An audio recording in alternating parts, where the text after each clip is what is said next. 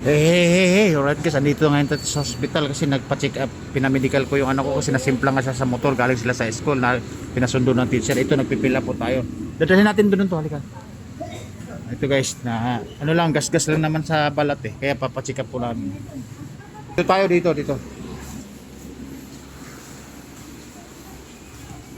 Dito dadalhin to sa second procedure, right? Kasi nga guys, nasimplang. Hindi naman malalag ng tama, ano, medyo nahilo or kasi kapupuyat. Ito ko pinahawak na, kayo ang pasyente, o kayo magpa-check up, kayo hawak ng tigisa. O.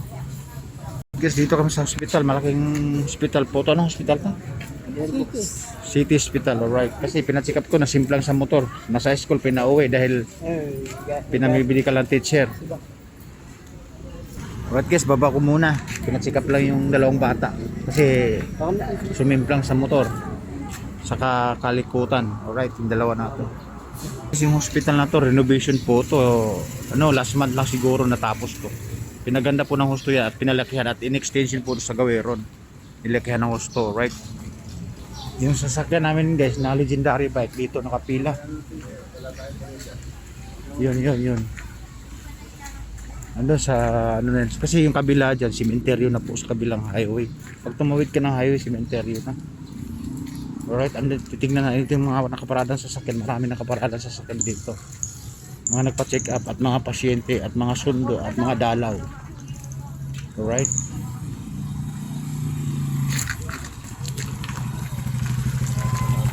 Ayan.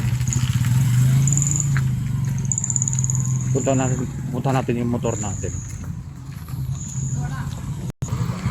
Ayan sa tawid guys, yung legendary cycle natin. Mag-yoyosi muna tayo dito. Alright. Ito, ayun kayo, may bag pa nga dito eh. Galing sa school, pa-check up lang. Right? Yoyosi muna tayo. Again guys, renovation na po yan. Itong sa Gawe dito, extension building na po yan. Ang dating building sa Gawe lang doon. Pero dito sa likod, extension building na po yan. At saka tuloy renovation niya, kaya gumanda na po siya. Alright, parang sa PGG Hospital, ano na, para 9th floor na yata o 11th floor. Alright. Okay. Makikihip tayo, cemetery po dito. Alright. Makikihip tayo. Ito yung legendary bike natin habang hinihintay natin yung pa-check up. Pupuntahan natin kasi nakapila pa doon sa section. Okay, tapos na ako mag-uyusi, pupuntahan, babalikan na natin yung ano, yung nakapilang magpapamedical, alright.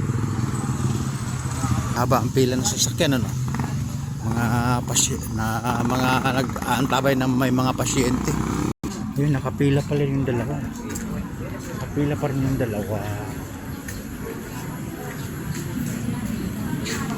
Right guys, baba ko muna. Ngayon lang, pinamedical lang yung dalawang bata kasi pumasok sa school na simplang sa motor. Pinamedical namin. Alright, babu. Yun lang.